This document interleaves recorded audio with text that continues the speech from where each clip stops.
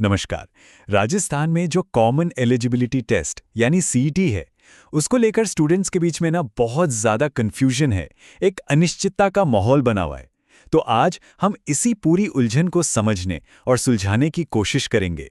और सबसे बड़ा सवाल जो हर उस कैंडिडेट के मन में है जो नौकरी की तैयारी कर रहा है, वो यही है कि 2026 में सीईटी होगा भी या नहीं।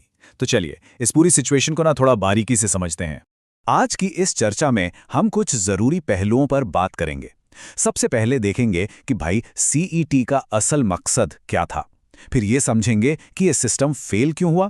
इसके बाद बात करेंगे कि स्टूडेंट्स को इसकी क्या कीमत चुकानी पड़ रही है।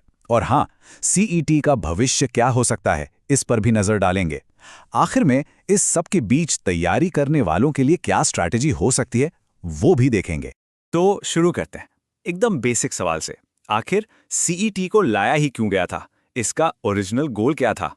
देखिए, सीईटी का जो आइडिया था ना, वो एक फिल्टर की तरह था। मतलब एक ऐसी क्वालिफाइंग परीक्षा जो मेन एग्जाम से पहले ही कैंडिडेट्स की छंटनी कर दे। मकसद ये था कि जो लोग तैयारी को लेकर सीरियस नहीं हैं, वो पहले ही बाहर हो जाएं और पूरी रिक्रूटमेंट प्रोसेस थोड़ी आसान और ऑर्गेनाइज्ड हो जाए। और कागज पर तो ये प्रोसेस एकदम सिंपल दिखता था।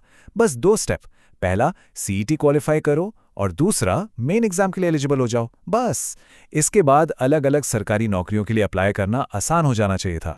तो सवाल उठता है कि ये इतना सीधा साधा आइडिया जब असलियत में लागू हुआ तो इतनी बड़ी मुसीबत कैसे बन गया? मतलब वादे से ये समस्या तक का सफर कैसे तय हुआ? चलिए इसी को देखते हैं। वादा था एक सिंपल फिल्टर का, लेकिन असलियत में ये बन गया एक कंफ्यूजिंग बैरियर, एक ऐसी बाधा जिसने पूरी प्रक्रिया को आसान बनाने के बजाय और भी ज्यादा कॉम्प्लिकेटेड कर दिया। इसकी वजह देखें तो पता चलता है कि नियम ही एक एक करके फेल होते गए। जैसे पहले 15 गुना का नियम था, मतलब जितनी वैकेंसी हैं उसके 15 गुना कैंडिडेट्स ही मेन एग्जाम दे पाएंगे। लेकिन ये चला नहीं, फेल हो गया। फिर आया 40% का पासिंग क्राइटेरिया। अब इससे हुआ ये कि इतने ज़्यादा लोग पास हो गए कि एग्ज़ाम कई शिफ्ट में करवाना पड़ा। और जब भी एग्ज़ाम अलग अलग शिफ्ट में होता है तो पेपर्स के डिफ़िकल्टी लेवल को बराबर करने के लिए नॉर्मलाइजेशन का कॉम्प्लिकेटेड प्रोसेस अपनाना पड़ता है। और इसने और भी ज़्यादा कन्फ्यूजन बढ़ा दिया। और ये टाइमलाइन, ये तो पूरी कहानी खुद ही बयां कर रही है। 2024 में सीईटी हुआ, 2025 में हुआ ही नहीं, स्किप हो गया, और 2026 का किसी को कुछ नहीं पता, एक बड़ा सा क्वेश्चन मार्क। मतलब जो सबसे बड़ी समस्या है वो है इसकी इर्रेगुलरिटी। एक भरोसेमंद सालाना परीक्षा का जो वादा था वो तो पूरी तरह टूट गया। अब इस पूरे सिस्टम के फेल होने का जो सीधा सीधा असर पड़ा है, वो पड़ा है स्टूडेंट्स पर। और ये कीमत वाकई बहुत भारी है। पूरे 2 साल सोचिए, सिर्फ 2025 में सीईटी न होने की वजह से जो लोग एलडीसी जैसी बड़ी भर्तियों का इंतजार कर रहे थे, उनके करियर के 2 कीमती साल यूं ही चले गए। मोमेंटम टूट गया। और इससे जुड़ी एक और बहुत सीरियस प्रॉब्लम है, ओवर एज होने की। सिर्फ इसलिए क्योंकि इस सिस्टम की तरफ से देरी हो रही है, एग्जाम्स टाइम पर नहीं हो रहे, कई डिजर्विंग कैंडिडेट सरकारी नौकरी की एज लिमिट को ही क्रॉस कर जा रहे हैं। उनकी कोई गलती नहीं, पर वो रेस से बाहर हो रहे हैं। ये असल में उन स्टूडेंट्स की कहानी है जिन्होंने हाल ही में 12वीं पास की है।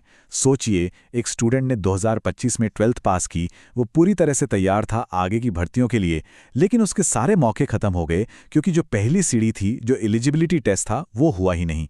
बिना किसी गलती के उनका रास्ता ही रोक दिया गया। ठीक है, तो अब आगे बढ़ते हैं और ये देखते हैं कि इस पूरी सिचुएशन को ठीक करने के लिए क्या सोचा जा रहा है, कौन कौन से बदलाव हैं जिन पर विचार हो रहा है। तो जो बदलाव चर्चा में हैं, उनमें से कुछ बड़े बदलाव ये हैं। पहला, पासिंग क्राइटेरिया को 40% से बढ़ाकर 60% कर दिया जाए। दूसरा, सीईटी स्कोर की वैलिडिटी 1 साल की जगह 3 साल कर दी जाए ताकि थोड़ी स्टेबिलिटी मिले।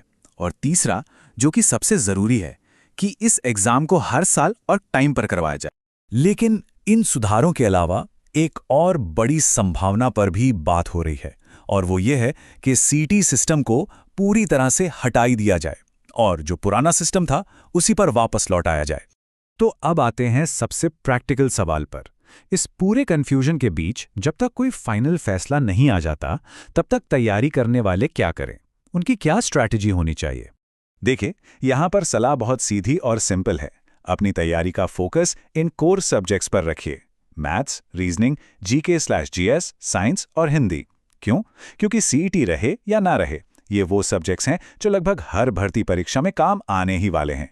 तो इस पर की गई मेहनत कभी बेकार नहीं जाएगी। तो इसका मतलब क्या है? इसका मतलब ये है कि अपडेटेड रहें, जानकारी जरूर रखें कि क्या चल रहा है, लेकिन इस अनिश्चितता को अपनी तैयारी के रास्ते में मत आने दीजिए। इस माहौल में जो सबसे अच्छी स्ट्रेटजी हो सकती है वो है लगातार पढ़ते रहना, अपनी तैयारी को जारी रखना। और आखिर में एक सवाल जो सिर्फ स्टूडेंट्स के लिए नहीं बल्कि सिस्टम बनाने वालों के लिए भी है कि एक सच में निष्पक्ष, भरोसेमंद और प्रिडिक्टेबल यानी जिसका अनुमान लगाया जा सके वैसी भर्ती प्रक्रिया आखिर दिखती कैसी है? शायद इसी सवाल के जवाब में इस पूरी समस्या का हल छिपा है।